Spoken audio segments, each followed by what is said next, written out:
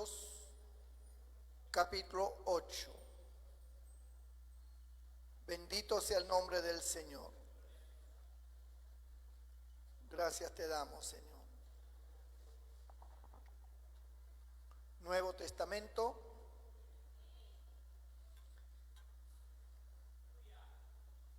versículo 26. Damos lectura con la bendición del Padre, del Hijo y del Espíritu Santo.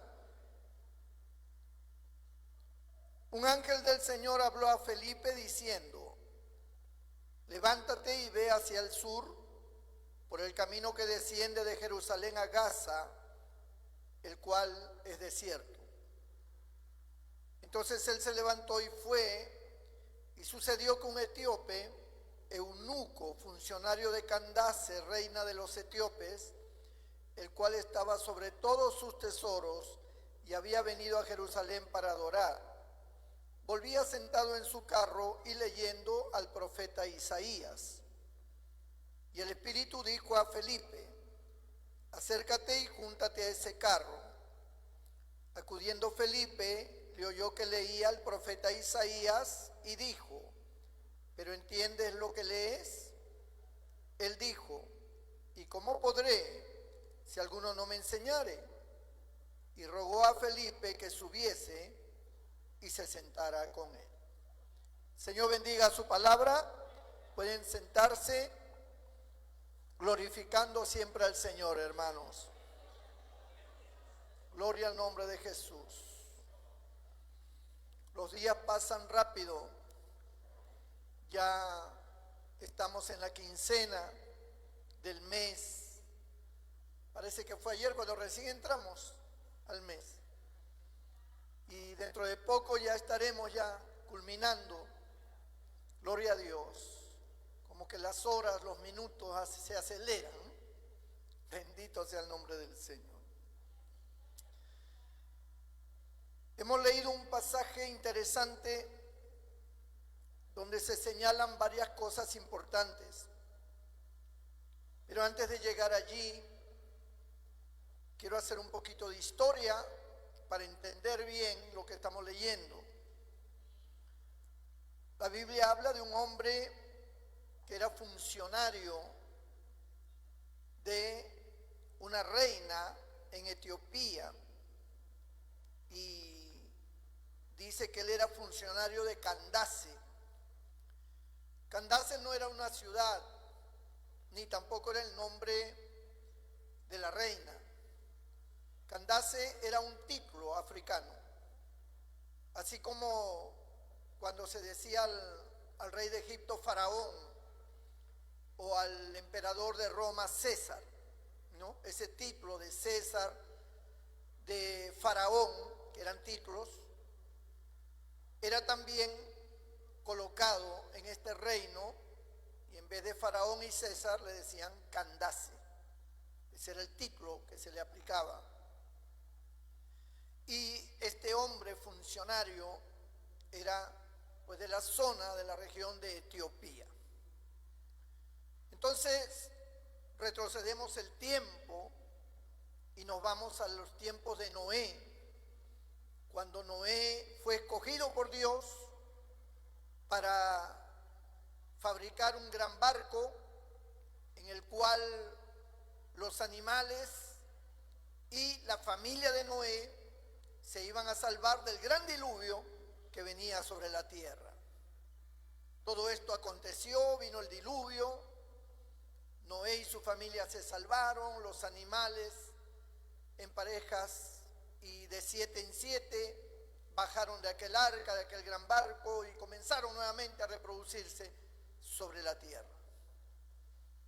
Noé tenía 3 hijos, Sem, Can y Jafet. Eran los 3 hijos que tenía Noé. Estos 3 tenían sus esposas, todavía no tenían hijos, solo tenían a sus esposas y la esposa de Noé. Un total de 8 personas fueron los que se salvaron del gran diluvio que vino sobre la tierra en el barco que construyó Noé.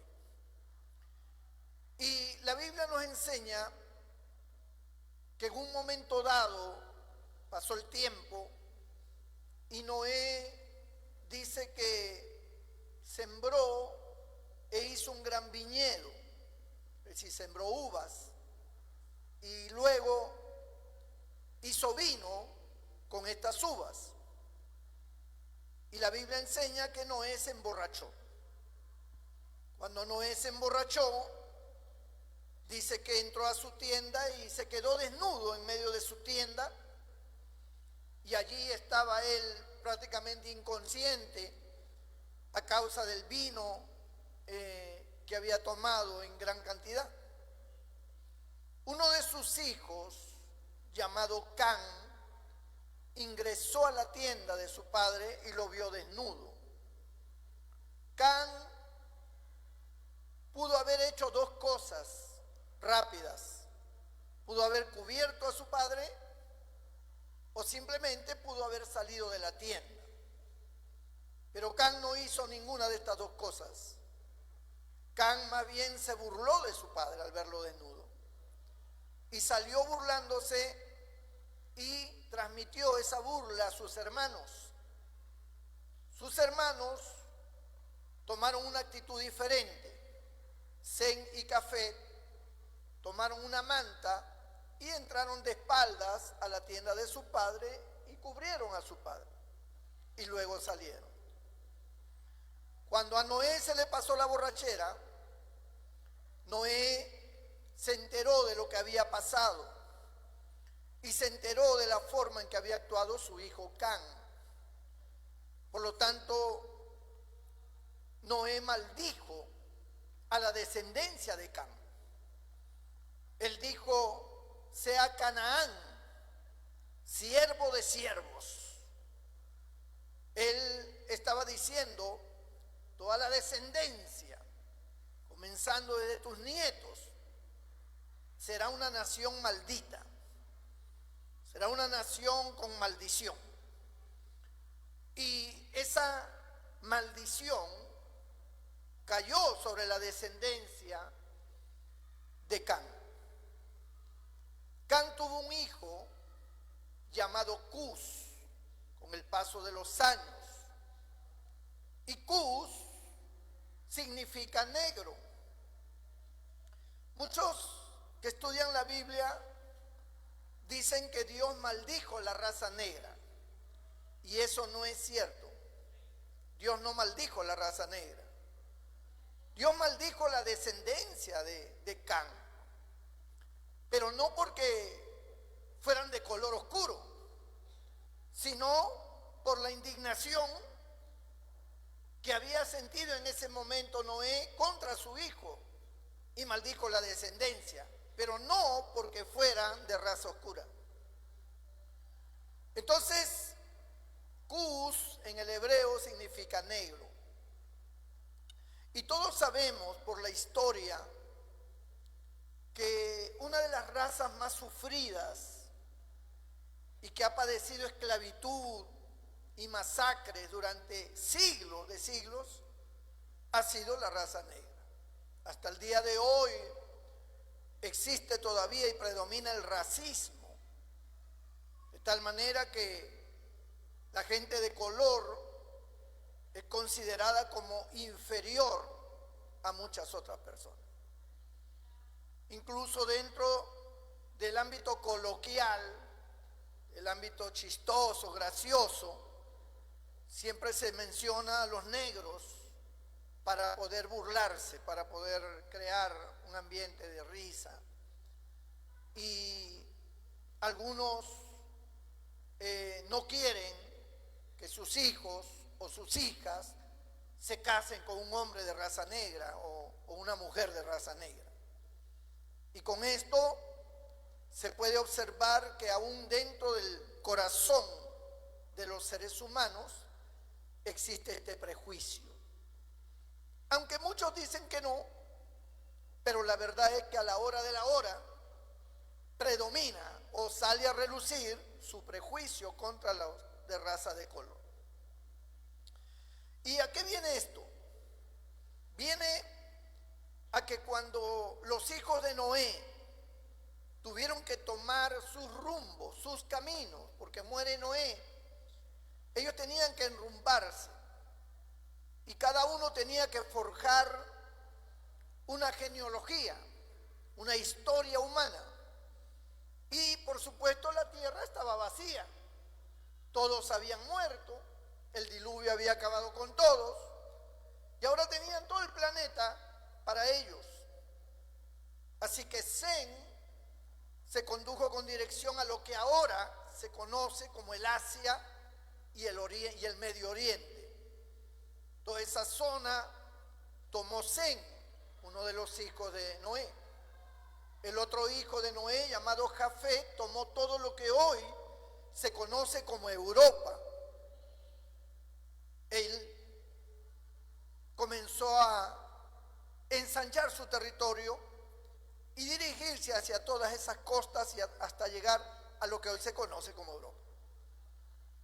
Pero Cam se enrumbó a lo que hoy se conoce como el África, Etiopía. Etiopía es una de las ciudades o de los territorios más antiguos que se conocen. Incluso antes de Egipto ya existía Etiopía.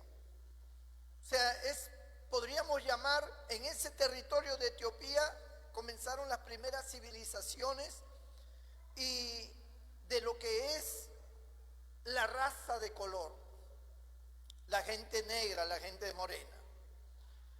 Y Cam era el patriarca, era el fundador. A través de sus hijos, sus descendientes, formaron todo ese territorio. De ese territorio era este hombre que se registra acá en las Escrituras, un hombre que vino a adorar a Israel. ¿Qué hacía este hombre de color y de un territorio pagano y lejano? Porque Etiopía estaba lejos. ¿Qué hacía este hombre llegando hasta Jerusalén, a Israel, para adorar un Dios tan distante de ellos? Un Dios que era el único Dios de los judíos, porque no era adorado, Jehová no era adorado por las demás naciones. ¿Cómo llegó este hombre a tener esa relación espiritual? ¿Cómo fue que llegó? Bendito el nombre del Señor. Todavía ni siquiera este hombre conocía lo que era el cristianismo. Él lo va a conocer con Felipe, pero él no conocía ni el cristianismo, no sabía nada, solo conocía a Jehová, el Dios de Israel, a quien venía a adorar, porque él vino a ese propósito. Él no vino en una misión diplomática, él no vino para entablar alguna relación política con Israel o con Roma, que tenía cautivo Israel. No, la Biblia dice que estrictamente este hombre vino a Jerusalén a adorar, para adorar a Dios. Según cuando comenzamos a estudiar las Escrituras, hubo una época en la historia de la vida de Salomón, donde una reina, la reina de Sabá, vino a buscar a Salomón. Esta reina pertenecía a ese territorio de lo que era Etiopía, el África. De allí venía ella. Ella quería conocer de la sabiduría de Salomón. Ella quería saber que todo lo que le decían de Salomón era cierto, que era un hombre muy sabio, que él va a responder a cualquier pregunta que tú le hagas, porque es un hombre muy sabio. Y según las Escrituras en el libro de los Reyes, nos dice que esta reina llegó a visitar a Salomón y a conocer de la sabiduría de Salomón.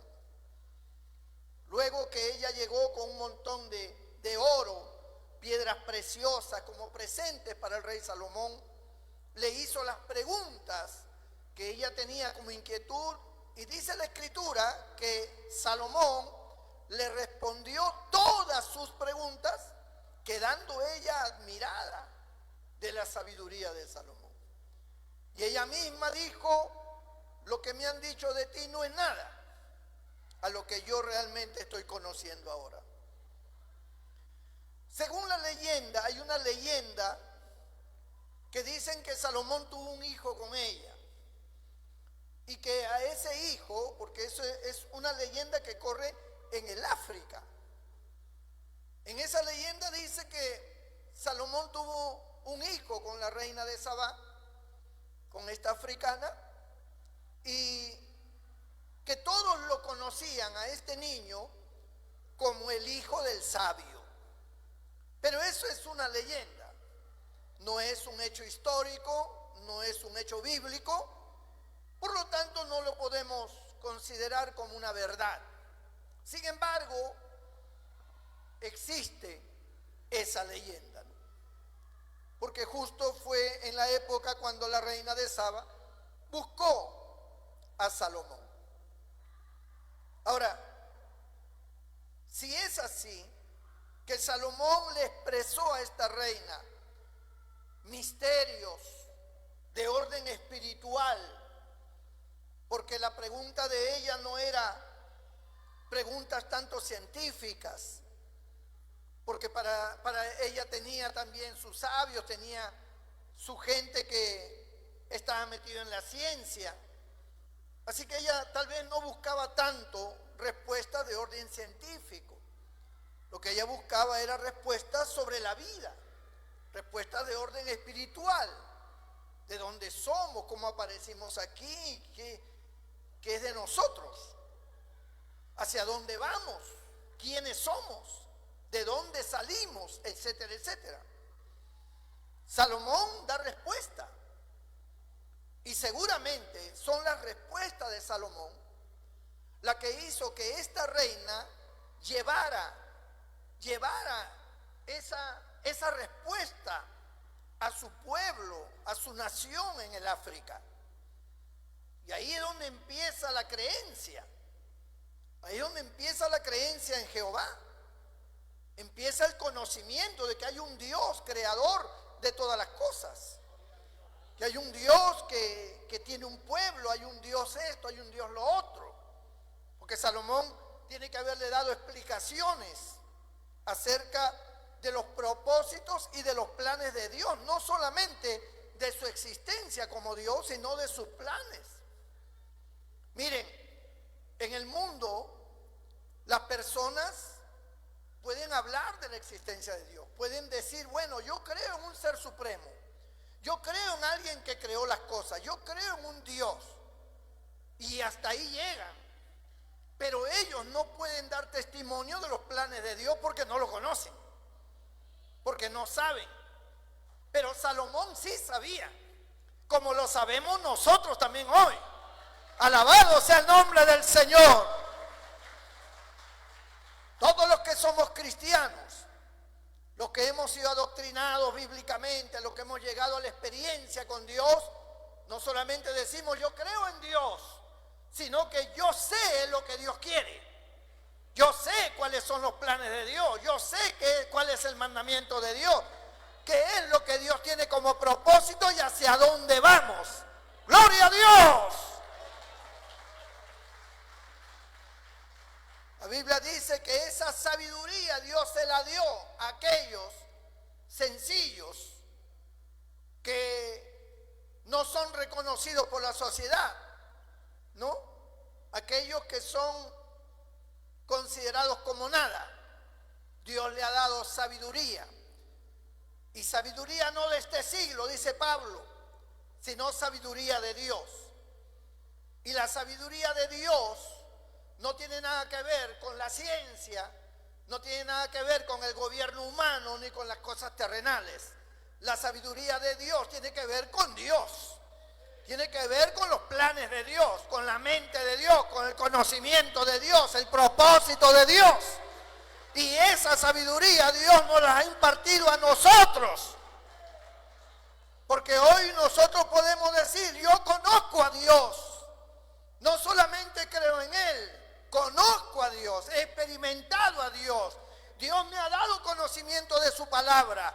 Dios me ha revelado su propósito, conozco. Y eso marca una diferencia muy grande. Es transmitió a su pueblo, a su reino.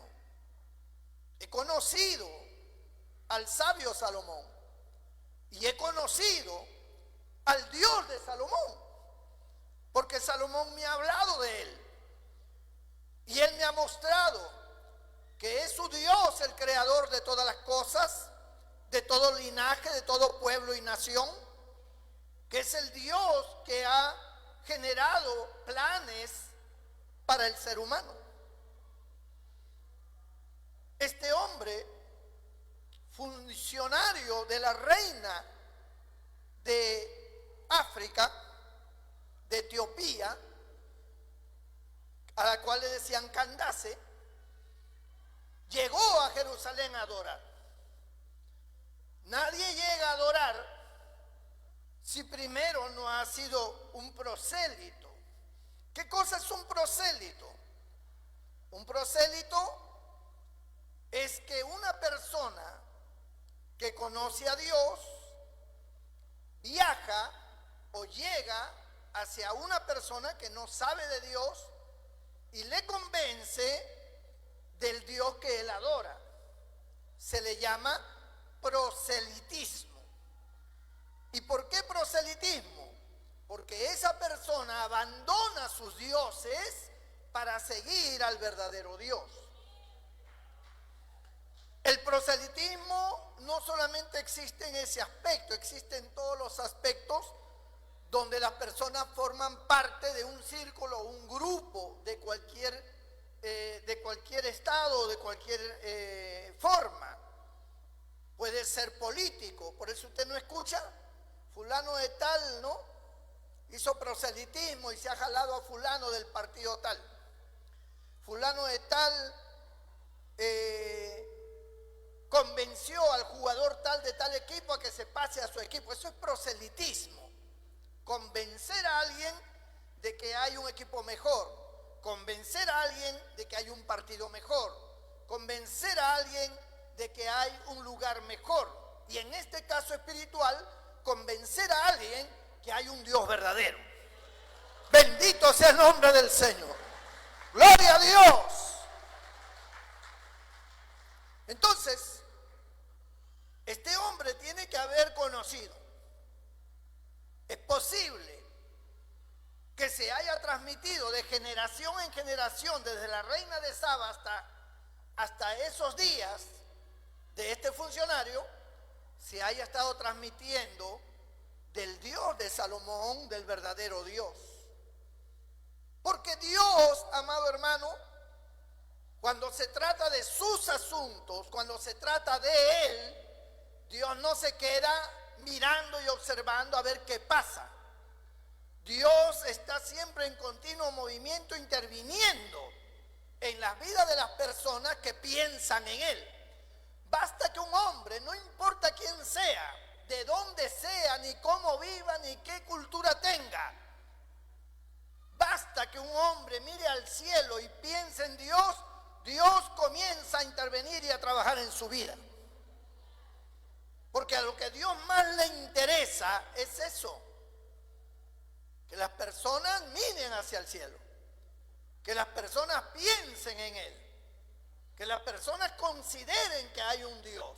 Pueden estar equivocados, pueden estar en un camino errado, pueden estar con una doctrina falsa, pueden estar ignorantes de muchas cosas de Dios, pero basta que ese corazón esté inquieto, Dios se manifiesta. Hubo en la historia de la humanidad, hubo un rey de uno de los imperios más grandes del mundo, que nunca ningún imperio y ningún reino lo ha igualado hasta ahora, el imperio babilónico, comandado y dirigido por este gran emperador llamado Nabucodonosor. Nabucodonosor, un día, siendo pagano, siendo un hombre ajeno a Dios, un hombre que adoraba a muchos dioses y que hacía sacrificio y que estaba metido en el ocultismo, en la brujería, en la hechicería y en todas sus prácticas diabólicas. Sin embargo, un día, dice la Biblia, que este hombre se puso a meditar sobre las cosas del futuro, sobre las cosas que iban a acontecer en el futuro. Y comenzó a pensar y comenzó a meditar y quiso ser parte, él quiso conocer, él quiso saber qué cosa iba a pasar más adelante. Y miren, él comenzó en su corazón ignorantemente a buscar dentro de los dioses quién le pudiera dar esa explicación. Y como todos los dioses que él adoraba eran falsos, pues ninguno de ellos le podía dar explicación, pero el Dios verdadero sí. Gloria a Dios. Y Dios le dio un sueño a este hombre. Este hombre no era religioso, no estaba a favor de Jehová, él no tenía nada que ver, ningún vínculo con el verdadero Dios. Pero el hecho de querer considerar las cosas por venir y buscar a los dioses para esto, movió, inquietó la mano de Dios hacia él. Y le dio el sueño de aquella gran imagen, cuya cabeza era de oro, el pecho y los brazos eran de plata, el vientre y los muslos eran de bronce, y las piernas y los pies eran de hierro, y los pies eran de hierro mezclado con barro cocido. Y Dios, a través de este sueño, le revela a este hombre los periodos en la historia de la humanidad hasta los tiempos del fin. Y le muestra al imperio babilónico como la cabeza de oro, le muestra al imperio medo-persa como el pecho y los brazos de plata, le muestra al imperio griego como los muslos y el vientre de cobre o de bronce, y luego le muestra al imperio romano como las piernas de hierro, y al último le muestra los pies mezclados de hierro con barro cocido, le muestra la condición de los últimos tiempos y le explica y le dice que estos son naciones que se unirán por medio de alianzas. Se unirán por medio de alianza y serán en parte fuerte y en parte débil. Y hoy todos los gobiernos están aliados, han constituido la ONU, la Organización de Estados Americanos, el Pacto Andino y una serie de pactos y de alianzas entre naciones para poder tener fuerza y poder determinar sobre los asuntos globalizados, etc.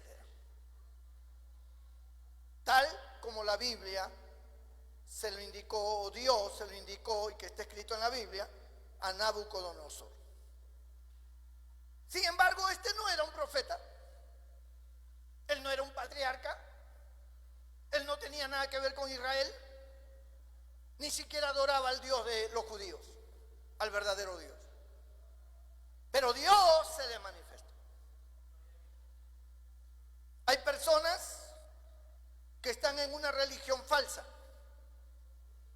Religión falsa porque su doctrina está contra Cristo, sus enseñanzas desobedecen a los lineamientos que Dios ha establecido en su palabra, están errados. Pero ellos no saben que están errados, ellos creen que están bien. Sin embargo, la razón por la cual ellos están en esa agrupación o en esa religión no es por una acción caprichosa, sino porque verdaderamente están buscando a Dios. Ellos creen haber encontrado a Dios dentro de ese medio. Y ellos cuando oran, ellos oran de corazón. Nosotros hemos visto, y lo hemos visto con nosotros mismos como experiencia, de que Dios, que conoce los corazones, que conoce de las mentes y de las intenciones del corazón del hombre, Dios siempre ha tomado a aquellos que le buscan, los ha sacado y los ha puesto en el lugar correcto. Siempre ha sido así. Ese fue el caso de este funcionario. Él era un hombre que venía a adorar. La religión era la religión judaica. Él era del África, pero vino a adorar. Y eso era algo un poco complicado para él porque él era eunuco. Los eunucos no eran bien vistos. Los eunucos eran considerados en el aspecto espiritual como personajes de poco valor espiritual, para comenzar por ahí. Sin embargo, él vino a adorar. Le era permitido porque en Israel hubo una palabra que creo la da el profeta Isaías, donde habla de los eunucos y donde Dios le dice a los eunucos que él iba a tomar sus vidas, que él iba a bendecir sus vidas. E Israel entonces, bajo esta palabra, aceptó a los eunucos en el templo. Los eunucos eran los hombres castrados sexualmente, porque estos atendían a los intereses del rey y muchas veces estaban dentro donde estaban las mujeres del rey, que eran muchas, y para evitar situaciones con ellas, los castraban. Y ellos ocupaban una posición privilegiada con el rey, pero a ese costo, al costo de quedar eunucos para toda su vida. Así que él llega a Jerusalén, él adora, él cumple con todos los rituales que la ley demandaba, la ley de Jehová demandaba allí, y luego se regresa. Pero al regresar, él no toma el camino que normalmente tomaban todas las caravanas. Él escoge un camino diferente, un camino que tenía que cruzar por el desierto y era como especie de un atajo, pero era un camino un poco complicado, peligroso y también desértico, o sea, no se encontraba fácilmente personas. Si usted tenía un accidente o alguien lo asaltaba o le faltaba el agua y estaba en el camino que todos transitaban, pues iba a haber una caravana que lo iba a ver y lo iba a rescatar. Pero el camino que él había tomado era un camino totalmente solitario, donde por ahí no pasaban casi, era muy raro que pasaran caravanas por ese sector. Sin embargo, la Biblia dice que este hombre tomó ese atajo, tomó ese camino. Por otro lado, había un hombre llamado Felipe, que era diácono de la iglesia, y este hombre entró en Samaria y comenzó a predicar y comenzó a hablarle a la gente. Y dice que Dios comenzó a usar poderosamente a este hombre y cientos y cientos y cientos de personas comenzaron a recibir a Cristo y comenzó un avivamiento a través de este hombre que estaba predicando la palabra. Cuando él estaba en todo el apogeo, cuando él estaba en todo ese avivamiento, con grandes cantidades de personas que le seguían y que le escuchaban, Dios le habla a Felipe y le dice: Felipe, deja todo esto y vete al desierto. Y era una cosa complicada porque uno ve que las cosas están tan bonitas, la gente se está convirtiendo, hay señales, hay maravillas, hay milagros, hay sanidades, la gente cae a los pies de Cristo, el Espíritu Santo viene sobre ellos, hay bautismos en agua, y todo esto, amados hermanos, era considerado un avivamiento. Y ahora Dios le dice a Felipe: Felipe, salte de acá, vete al desierto. Parece incoherente, parece ilógico que después de un tremendo avivamiento Dios le diga al hombre que es el causante de ese avivamiento, porque es el hombre que está predicando, que nadie se atrevió a predicar y él lo está haciendo. Dios lo saca y le dice: vete al desierto. Y de hecho, el desierto está tan amplio que Dios no le dio un mapa para saber a dónde se tenía que dirigir. Pero en las cosas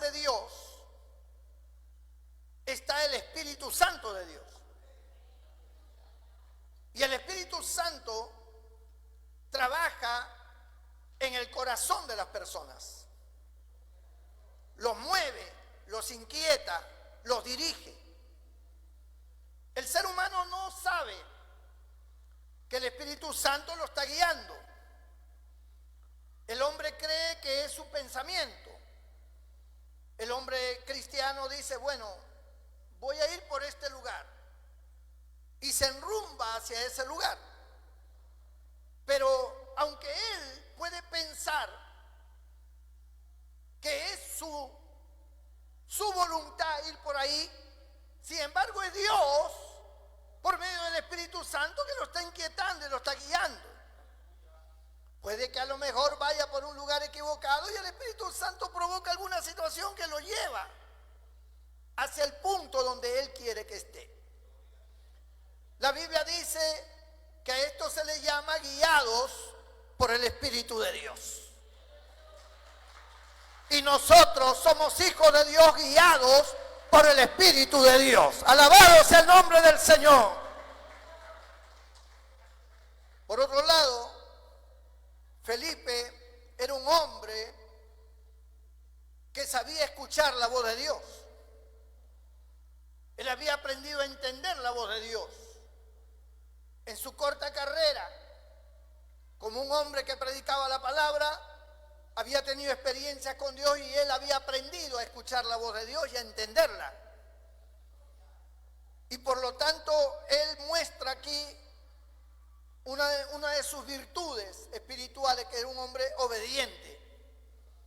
No era un hombre que ponía a cuestionar a Dios, que decía, Señor, pero si la cosa está bien acá, ¿no? Estamos creciendo, la obra está creciendo, hay un avivamiento.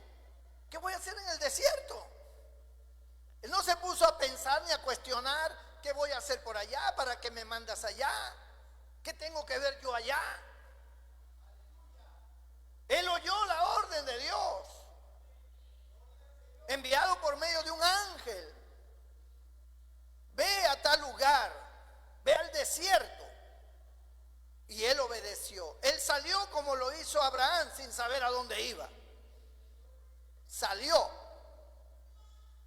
Y cuando él estuvo en el lugar apropiado, vio una caravana que venía del otro lado y ellos se fueron juntando, se fueron acercando. La Biblia no es un libro de detalles. No te detalla qué fue lo que pasó, cómo empezó. La Biblia simplemente va directo al grano, directo a las cosas que son necesarias conocer. Pero uno tiene que entender que un alto funcionario como este hombre no le era tan fácil acercarse a uno que no tenía ningún grado social. Pero como estaban en el desierto, a este funcionario le llamó seguramente la atención ver a este hombre caminando solo en el desierto, sin camello, sin nada. Y al verlo, mandó parar la caravana. Y Felipe se acercó.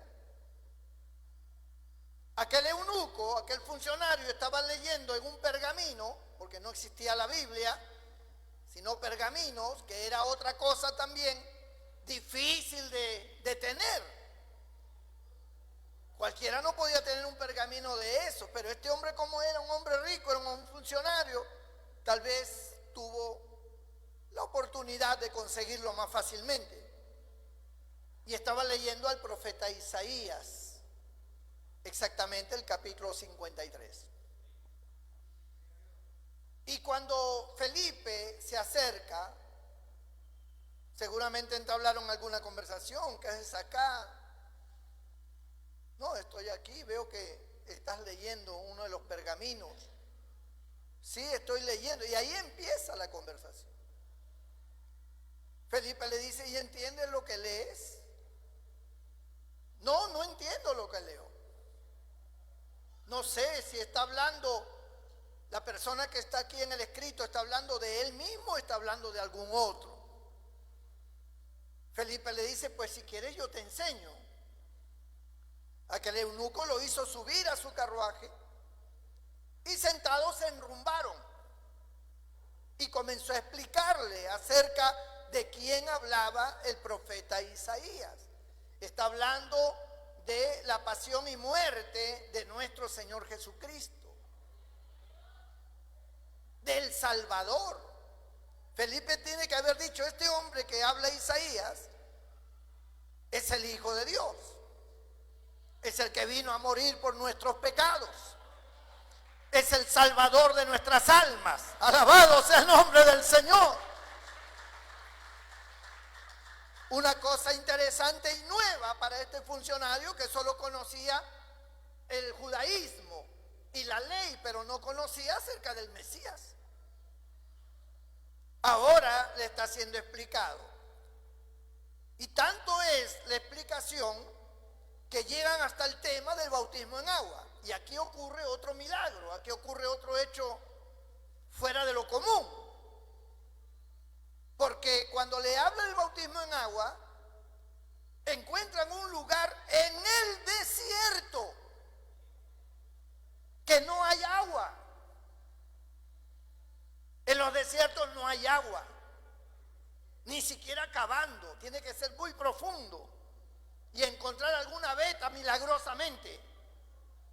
Pero usted no encuentra, a no ser que haya un oasis. Y yo no sé, pero la Escritura dice que justo llegaron a un lugar donde había agua.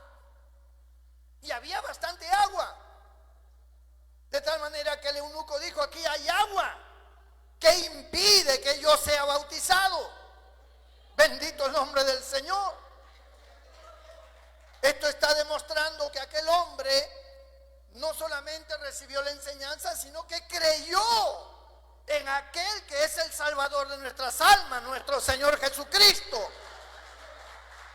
el cual ordenó: el que creyere y fuere bautizado será salvo. Aquí hay agua, ¿qué impide? Felipe dijo: pues nada. Y bajaron ambos del carruaje y fueron hacia el agua, entraron al agua. El agua era profunda, el lugar, y allí lo bautizó. Sumergió su cuerpo bajo el agua. Un oasis en medio del desierto. Un lugar que Dios preparó para este acontecimiento. ¿Cómo es posible que en la mente futura de Dios prepare hasta un oasis que de repente existía de muchos años atrás, pero lo crea para este escenario, para este propósito de un solo hombre? Porque Dios no escatima hacer lo que tenga que hacer para salvar a un hombre. Bendito el nombre del Señor. Ahora, en la vista nuestra y en el captar nuestro de nuestra visión, nosotros vemos a un hombre ser salvado. No vemos más allá. Pero Dios no ve a un hombre, Él ve Etiopía. Él ve toda la nación de donde este hombre era. Todo lo que el Señor está haciendo con este hombre que no entendía el pasaje de Isaías y que se encuentra aparentemente de forma casual con Felipe, que no era casualidad, porque en los planes de Dios nada existe por casualidad. Así como usted no está aquí por casualidad, y ustedes no están en la internet viendo y oyendo este mensaje por casualidad. Dios tiene un plan, Dios tiene un propósito. Siempre tiene un propósito. Y somos privilegiados de estar en la mira de Dios, de estar en el propósito de Dios. Es un privilegio para nosotros. Somos bienaventurados.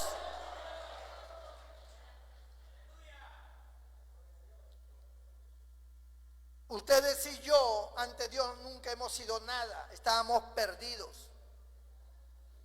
Nuestras vidas eran miserables.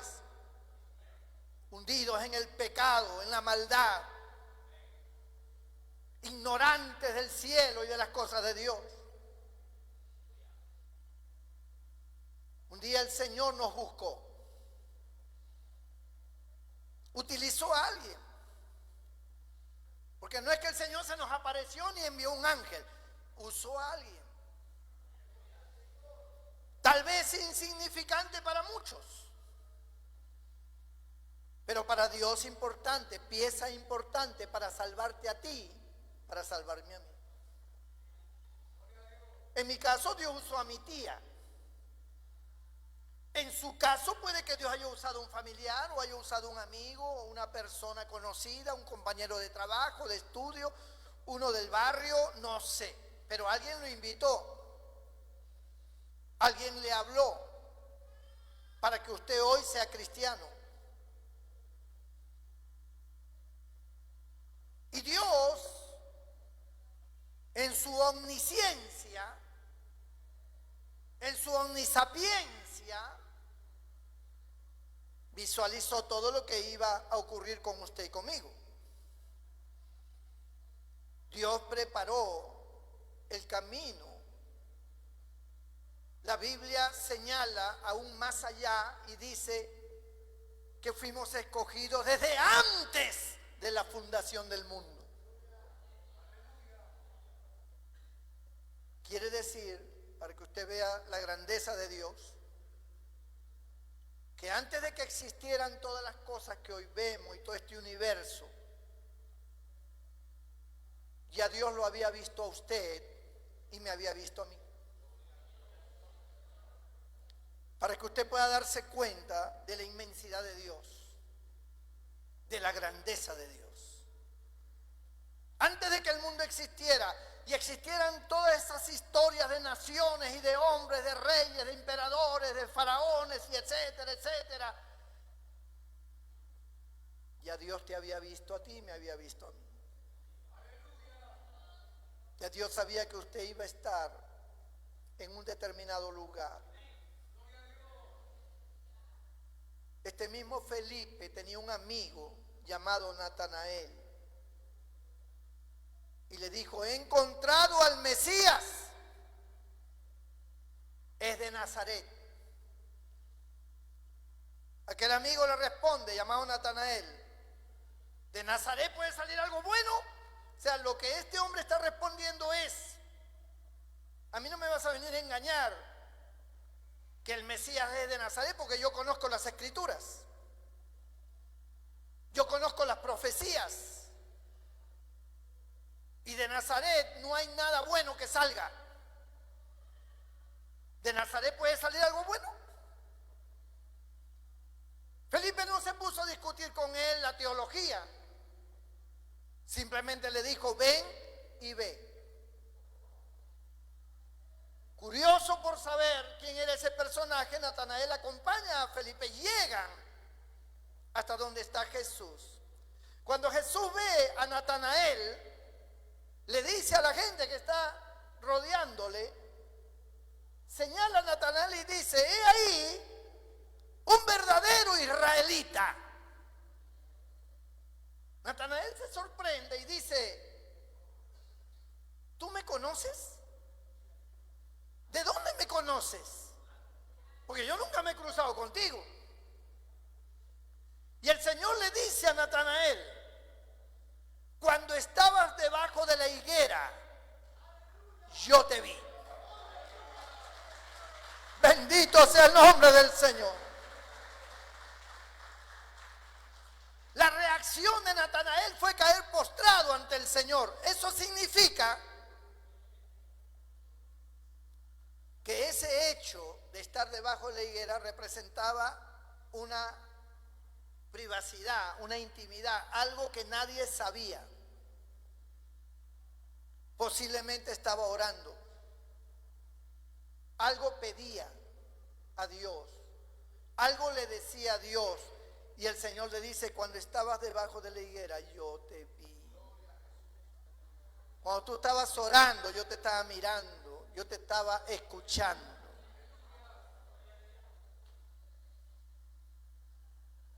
Lo Lo que quiero decir es que el Señor conoce antes que existan las cosas, antes que tu comprensión venga a tu corazón. El Señor lo sabe todo. Antes que tú pidas, antes que tú llores, ya el Señor sabe. Si el Señor sabe para qué oramos, porque la oración es un acto voluntario, es un acto en el cual nosotros manifestamos nuestra dependencia hacia Dios. ¿Acaso usted no sabe que su hijo, su bebito, tiene que ser amamantado todos los días? ¿Acaso no sabe que usted tiene que prepararle el biberón todas las mañanas? Usted lo sabe. Pero es cuando el niño grita, ¿verdad? Es cuando el niño llora, donde usted entonces se preocupa por hacerle rápido su biberón. Pero usted sabe lo que ese niño quiere y por qué está llorando. Usted lo sabe, como madre, como padre. Pues Dios sabe todo. Sabe de nuestras necesidades, sabe por qué lloramos, sabe por qué sufrimos, sabe por qué clamamos, sabe cuál es nuestro dolor, sabe cuál es nuestra inquietud, sabe cuál es nuestro pesar. Él lo sabe todo. Nos conoce de tal manera que ni nuestra propia madre ni nosotros mismos nos conocemos como nos conoce el Señor. ¡Gloria a Dios!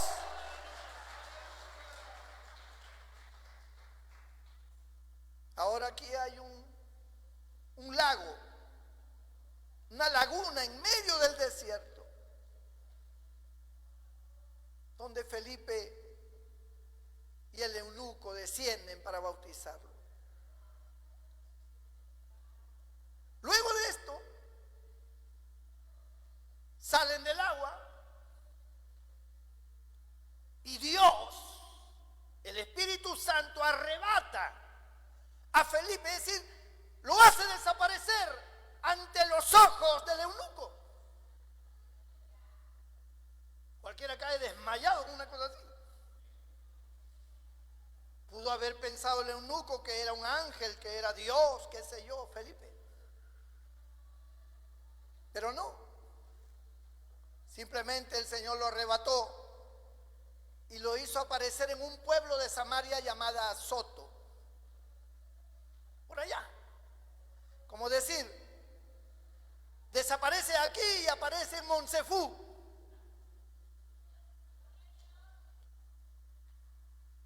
El eunuco, con todas estas experiencias,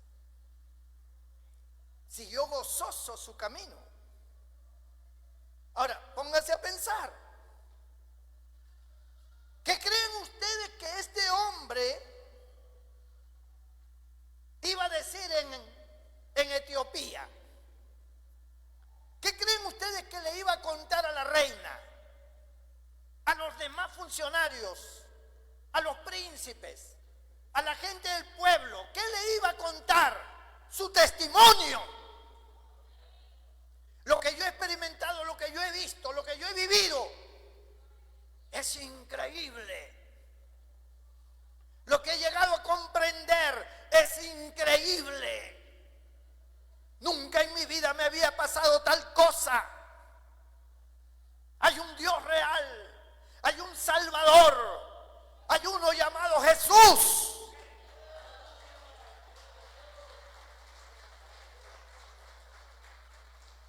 Mientras que Pedro, Juan, Bartolomé y todos los demás estaban predicando y hablando por acá y por allá, Dios está llevando un hombre hacia una tierra lejana, a un país olvidado por los hombres de Dios. Nunca había llegado el evangelio allí. Pero este funcionario llega a través de una serie de hechos extraordinarios que acontecieron en su vida. Porque Dios, vuelvo a repetir, no está mirando a un hombre, Dios está mirando una nación, un pueblo, un reino que hay que salvar.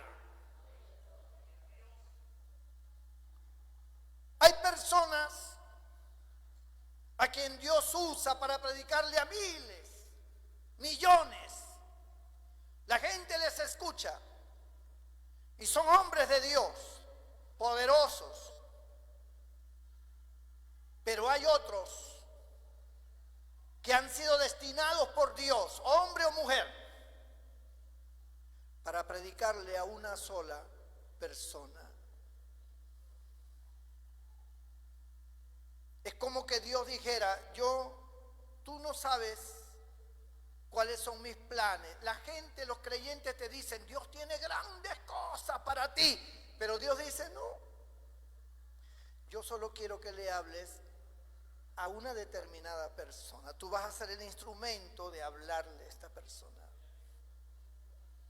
Y ahí termina tu función. Y tu galardón será grande.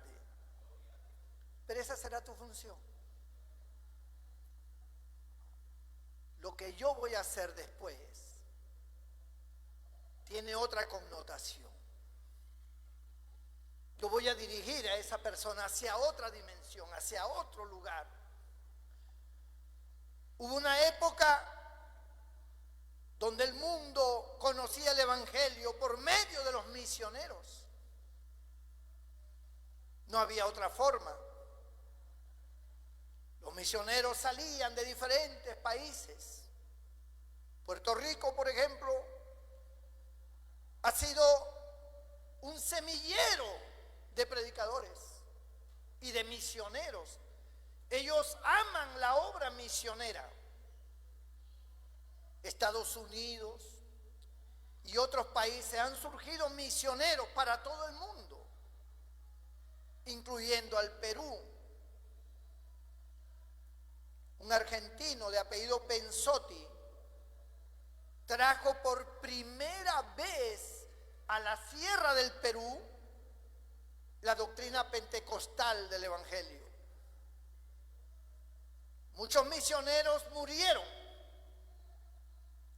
enfermos, devorados por animales, o apedreados, o encarcelados, torturados, porque la enseñanza estaba en contra de la religión de esos países. No todo ha sido color de rosa. Ese periodo de los misioneros ya ha ido pasando. Ya no estamos en ese periodo ahora. ¿Por qué? Porque tenemos la internet. Ahora a través de la internet llegamos al mundo entero. No se necesita viajar hasta allá. Solo se viaja cuando ya tenemos un grupo, cuando ya hay gente que te reclama, que cuando abren la obra por acá, entonces vamos. Pero ahora la internet es el campo misionero.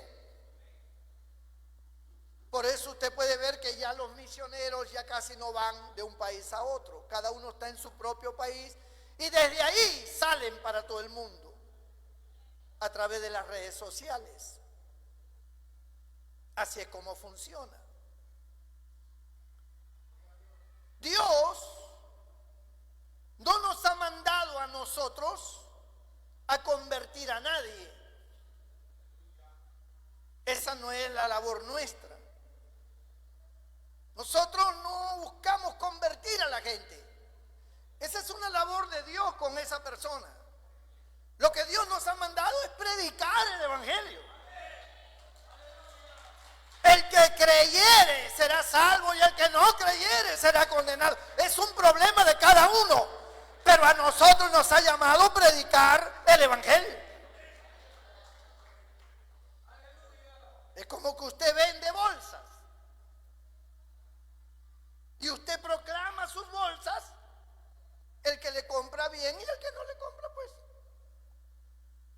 cuestión de cada uno. Nosotros no somos responsables de que si se convierte o no se convierte fulano. Nosotros predicamos el Evangelio. En mi calidad de pastor, yo enseño la palabra.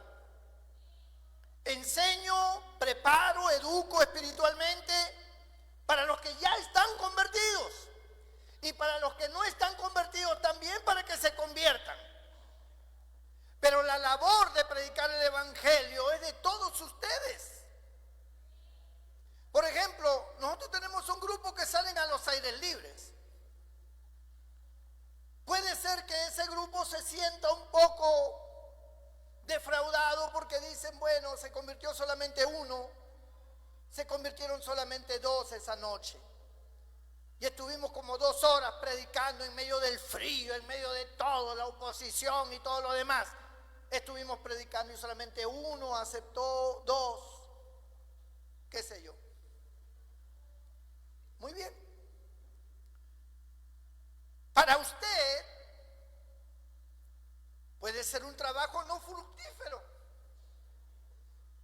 Para usted, porque no ve los resultados que usted quiere ver. Pero Dios no te ha mandado a ti a ver resultados. Dios te ha mandado a predicar. Tú no te preocupes por los resultados. Esa es una obra del Espíritu Santo. Miren, yo conozco de casos de hermanos que han predicado en un parque, como me ha pasado a mí, cuando yo todavía no era pastor, que salíamos a predicar a los parques y no había ni una persona, hermano. Vamos, que predicamos a las casas que estaban ahí alrededor, le hablábamos, pero no había ninguna persona visible. Sin embargo, hay testimonios de personas que estando dentro de sus casas el Señor los ha tocado y han sido movidos e inquietados a buscar a Dios, a buscar una iglesia. Han averiguado, han recibido un volante y dice, un día voy a ir. No será hoy, no será mañana, no será de repente de aquí a un mes, pero un día voy a ir. Ya está esa semilla, ya está en el corazón. Ya esa semilla empezó a trabajar, ya Dios comienza a tratar con esa persona hasta que un día, por cualquier motivo, esa persona decide ir. Y cuando escucha la palabra, Dios le habla. Dios trata con su vida. Sin embargo, las personas que predicaron ese día en ese parque donde aparentemente no había nadie, pueden decir, yo creo que estamos fracasando. Creo que no sirvo para esto. Nadie se convierte. Es una labor del Espíritu Santo. Tú no sabes lo que Dios va a hacer.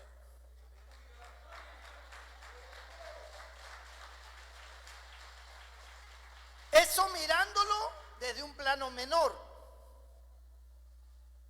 Pero Dios puede que te haya llevado a ese parque donde no hay nadie, donde solamente uno levantó su mano.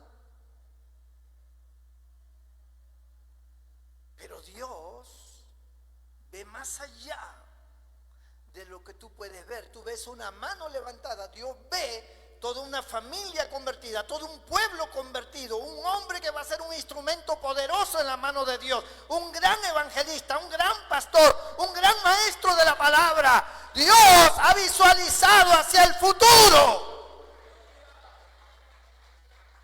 Tú solamente ves a uno que está ahí insignificante con su mano levantada. Y eso es todo lo que ves, porque tú no eres Dios. Pero Dios ve un futuro. Cuando tú te convertiste, tú mismo no sabes qué pasó, por qué estás en el camino del Señor. Tú mismo no entiendes cómo pudiste abandonar la vida que llevabas para estar en este camino, en una iglesia, cantando, alabando. En otros tiempos que ibas a estar cantando y alabando en una iglesia, ni que estuvieras loco.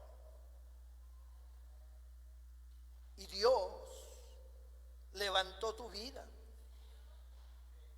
Hoy tu familia está aquí como testificaba la hermanita. Tu familia viene ahora a la iglesia. Una familia rebelde, con sus propias ideas, con sus propios pecados, con su propia forma de ser. Pero se convirtió en uno. Y este trajo a toda su familia. ¿No pasó eso con José?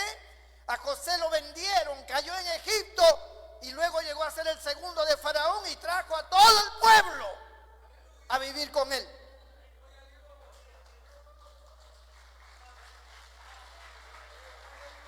Porque Dios ve más allá.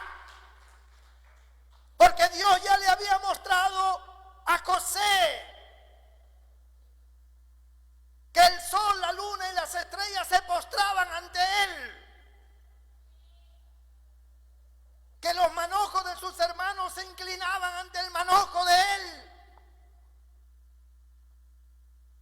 Pero él no entendía nada de esto.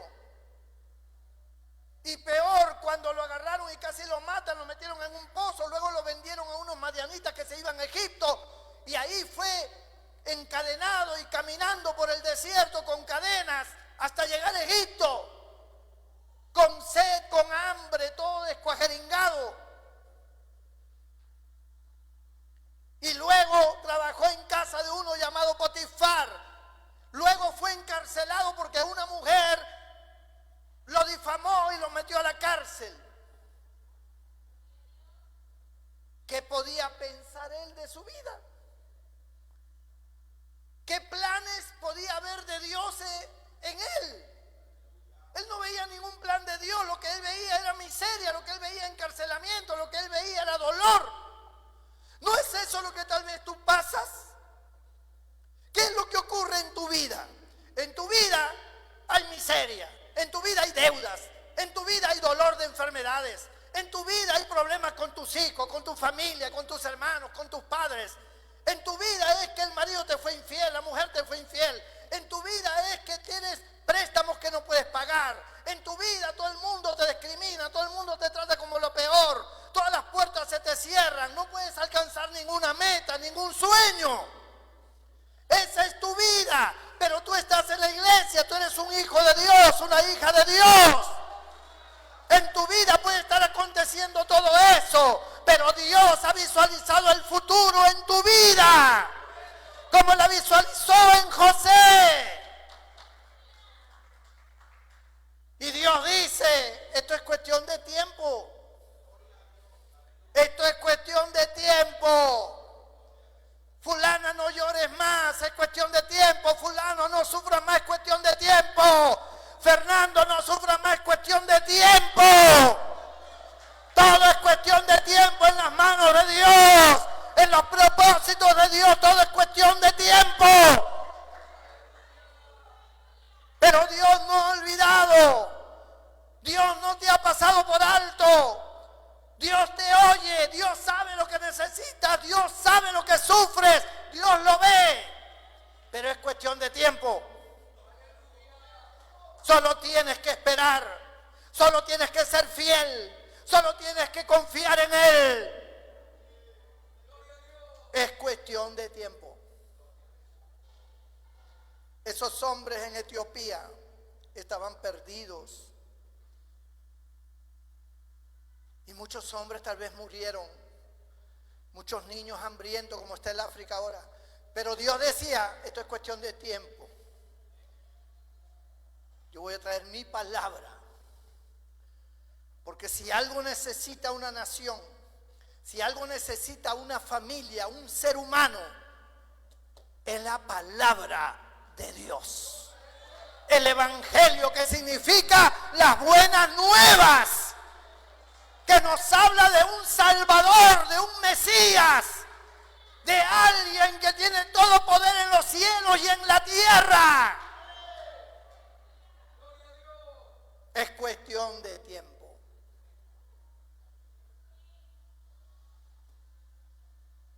El diablo, que el Señor lo reprenda, utiliza la incredulidad. Porque Él sabe contigo es cuestión de tiempo. Que si tú perseveras, que si tú te mantienes, la gloria postrera será mayor que la primera. Alábale y dale un fuerte aplauso al Señor con todo tu corazón. ¡Aleluya! Dios es bueno, Dios es grande. Dios no ha pasado por alto tu vida ni tu futuro. Dios bendiga a Felipe que le predicó a este hombre. Dios bendiga a este hombre que llevó esta palabra a su nación, a su reina. Y Dios bendiga esta palabra salvadora, transformadora, llena de esperanza, llena de cambio, llena de poder. No hay diablo que la pueda resistir. No hay circunstancia, no hay fronteras. Esta palabra cruza las fronteras de la manera más milagrosa, más grande, más soberana. Esta palabra atraviesa los cielos a través de las ondas radiales, televisivas, de las redes sociales. Esta palabra llega a donde nadie se imagina que puede llegar, a corazones quebrantados, a vidas desperdiciadas, a personas que no tienen futuro. Cuando esta palabra llega, cuando esta palabra entra, esta palabra transforma, cambia, levanta, genera expectativas extraordinarias. Eso es lo que Dios hace con cada uno de nosotros. No, nunca te desalientes. Que para ti lo que está terminado, para Dios recién comienza. Inclina tu rostro y cierra tus ojos allí donde estás. Yo quiero orar por ti. Quiero pedir a Dios por ti. Porque en tu vida el enemigo te ha hecho creer que no vale la vida, no vale la pena esperar en esta vida. Que no vale la pena seguir buscando a Dios. Que todo te sale mal, que todo está en contra tuya. Que nada de las ilusiones y metas que tú te has proyectado te han salido nunca bien. Que siempre has sufrido. Pero Dios te dice, no te dejaré ni te desampararé. Yo conozco tu vida. Yo sé lo que tengo preparado para ti. Hijo mío, hija mía, es cuestión de tiempo. Que no te afecte ni la enfermedad, ni la miseria, ni que la gente te olvide o que te dejen de amar. Nada de eso nos puede arrebatar el amor de Dios en Cristo Jesús. Ni lo alto, ni lo bajo, ni lo profundo, ni espada, ni hambre, ni desnudez nos apartará del amor de Cristo. Él tiene un futuro no solamente aquí, sino allá en la eternidad. Gloria al nombre del Señor. Y todas aquellas vidas que deseen que yo haga una oración por usted, te invito a que pases aquí delante y voy a hacer una oración por ti. Acércate confiadamente al trono de la gracia, confiadamente a la presencia de Dios, que aunque no lo vemos, está aquí para bendecirte, está aquí para salvarte, está aquí para cumplir sus planes y propósitos. Nada está olvidado. Dios no ha olvidado nada. Dios todo lo tiene planificado. Dios todo lo tiene en sus ojos futuros. Solo el pecado rompería esos planes. Pero si tú te arrepientes, si tú te humillas, si tú le pides perdón, Dios cumplirá sus planes. Dios cumplirá sus propósitos.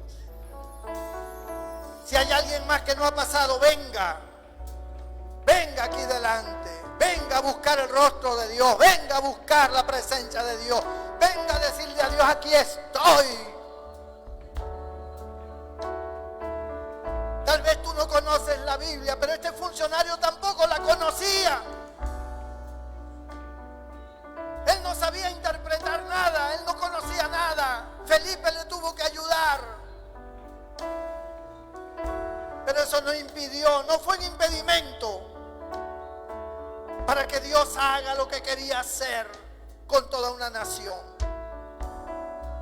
Gloria a Dios. Siento la presencia de Dios de una manera tan grande. Gloria a Dios. Toda la iglesia póngase de pie allá atrás. Gloria a Dios. Gloria a Dios. Gloria a Dios. Gloria a tu nombre. Gloria a tu nombre. Gloria a tu nombre, oh Dios.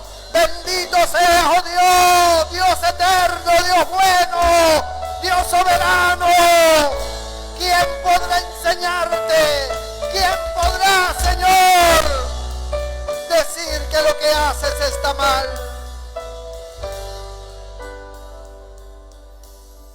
Todo lo que haces es bueno. Todo lo que haces es perfecto. Todo tiene su tiempo. Para algo te escogió Dios. Para algo te trajo Dios aquí. Para algo. Voy a orar por ti ahora. Pídele perdón por tus pecados. Mientras que oro por ti. Señor nuestro Dios, nuestro Padre Celestial, en el nombre bendito y maravilloso de nuestro Señor Jesucristo, y por tu glorioso y maravilloso Espíritu Santo, te agradecemos por tu palabra, te agradecemos por este mensaje, te agradecemos, Señor, porque eres un Dios tan bueno. Nosotros miramos solo la punta de nuestra nariz. Nosotros solamente vemos nuestro alrededor que nos conviene. Pero tú ves más allá. Tú ves hacia el futuro. Tú ves cientos de años más adelante. Y que una acción nuestra de parte tuya puede favorecer a cientos de años más adelante. Porque así eres tú, oh Dios soberano. Oh Dios, cuán grande eres, Señor. Mira a cada uno de tus hijos que han pasado aquí delante. Mira la condición de cada uno, especialmente su condición espiritual. El enemigo ha golpeado a algunos, el enemigo los ha hecho caer en pecado. El enemigo, Señor, ha trabajado en sus mentes, en sus corazones. Ha generado incredulidad, ha generado desánimo, ha generado, Señor, tantas dudas, interrogantes, que los han hecho retroceder, que los han hecho salirse del plan tuyo. Pero tú eres un Dios que buscas las ovejas. Tú eres un Dios que los atraes. Tú eres un Dios que les hablas. Tú eres un Dios sabio, que sabes cómo corregir, que sabes cómo llegar a cada uno. Y esta mañana tú los has traído acá y han escuchado esta palabra. Y esta palabra tiene poder. Poder para desbaratar las obras del diablo. Poder para romper esas cadenas que el diablo ha puesto. Y en el nombre de Jesús reprendo y echo fuera todo espíritu inmundo, todo poder satánico, toda fuerza diabólica. Echo fuera, echo fuera. En el nombre de Jesús. Toda cadena se rompa. Toda ligadura se rompa. Y aparezca tu presencia, aparezca tu gloria, aparezca tu bendición, aparezca tu Espíritu Santo, Señor, tomando el control de sus mentes, de sus corazones, de sus almas. Toma el control control de cada uno de ellos, Señor. Cumple el propósito que tienes con cada uno de nosotros. Señor, usa a cada hermano y hermana. Dales fe, dales confianza, dales seguridad, para que el enemigo no los aparte, para que se mantengan unidos, para que se mantengan firmes, para que sean, Señor, parte de tus planes, como tú lo has prefijado, Señor. Y si alguno está enfermo, si alguno tiene dolencias, cualquiera que sean, sánalos. Toca su cuerpo, fortalécelo físicamente. Fortalece físicamente, toca esas rodillas, toca esas piernas, toca esa columna, elimina las hernias, desaparezca el dolor, desaparezca la inflamación, toca esa sangre y límpiala de toda diabetes. Señor, desaparezca ese colesterol, desaparezca, Señor, esos triglicéridos altos, desaparezca ese ácido úrico elevado, desaparezca, Señor, toda grasa en el hígado, desaparezca todo cálculo en los riñones, desaparezca todo cálculo en las vías biliares. Señor, toca cada órgano, toca ese estómago que está afectado, que está inflamado, que tiene úlceras. Sánalos ahora, limpia ahora ese estómago, ese esófago, esa garganta, esos oídos. Señor, el que no puede escuchar, escuche ahora. Toca esos oídos, Padre. Toca ahora mismo y opera milagros. Toca esas vistas, toca ese cerebro, esa cabeza que tiene tal vez tumores. Desaparezcan los tumores, desaparezcan los quistes, desaparezca toda enfermedad. En el nombre de Jesús. Los que tienen problemas en sus hogares, los que tienen problemas económicos, los que tienen problemas, Señor, laborales, los que tienen falta de estudio, los que las crisis han arrimado y han hundido a muchos de los que están acá. Levántalos, ábreles puertas, abre la ventana de los cielos, bendícelos abundantemente, Padre, en el nombre de Jesús. Y tú recibes la gloria, la honra y la alabanza, Señor. En el nombre de Jesucristo. Amén y amén. Levanta tus manos y dale gloria a Dios. Dale gracias a Dios. Dile gracias, Señor. Gracias por tu amor. Gracias por tu presencia. Gracias por tu Espíritu Santo. Gracias, Padre, Hijo y Espíritu Santo. Dios te bendiga, hermano y hermana. Puedes volver a tu lugar con la bendición del Dios Todopoderoso y maravilloso. ¡Gloria a Dios!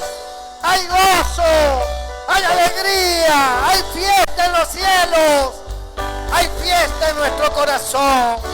Dios es bueno, Dios es maravilloso, ninguno como Él. Gloria a Jesucristo. Gracias, Señor.